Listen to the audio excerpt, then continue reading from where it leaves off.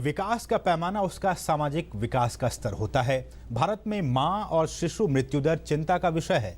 हाल ही में breast feeding promotion network of India और public health resource network द्वारा जारी एक रिपोर्ट में ये बात भी सामने आई है कि अस्पतालों में बच्चों के जन्म के मामले तो बढ़ रहे हैं, लेकिन स्तनपान की दर फिर भी कम है।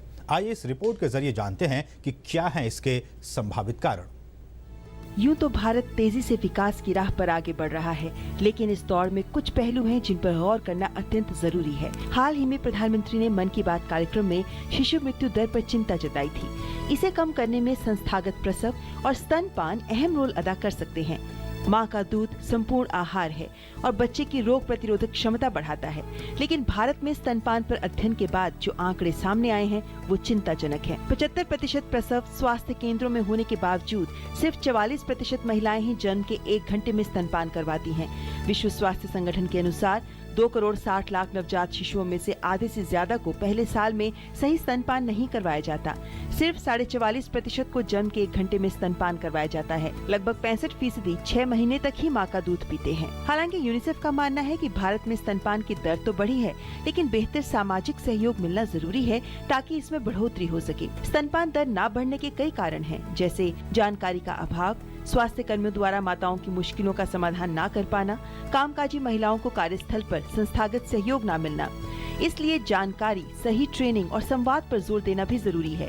टीवी, रेडियो, अखबार, पोस्टर के साथ साथ सोशल मीडिया का इस्तेमाल और सामुदायिक कार्यक्रमों के जरिए सारे परिवार, समुदाय और समाज को माँ के दूध के फायदे से अवगत करवाना जरूरी है।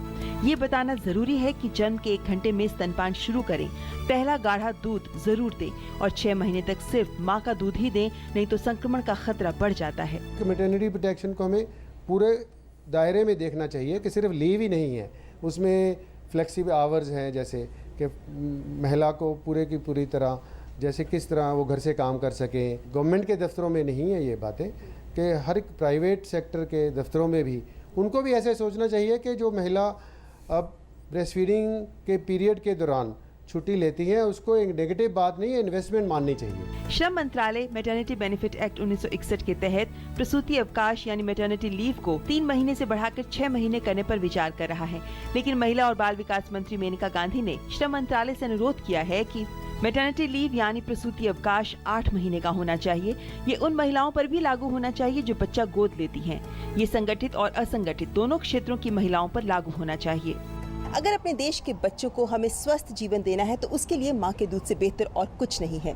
लेकिन ये जिम्मेदारी सिर्फ माँओं की नहीं होनी चाहिए, बल्कि परिवार के हर सदस्य, समाज और देश की सभी संस्थाओं को इसके लिए आगे आना होगा, ताकि इस मुहिम को सफल किया जा सके और देश की माताओं को इसके अनुकूल माहौल दिया जा सके। कैमरामैन बंसी डोगरा के साथ ममता चोपड़ा, डीडी न्यूज़ के लिए। तो दोपहर समाचार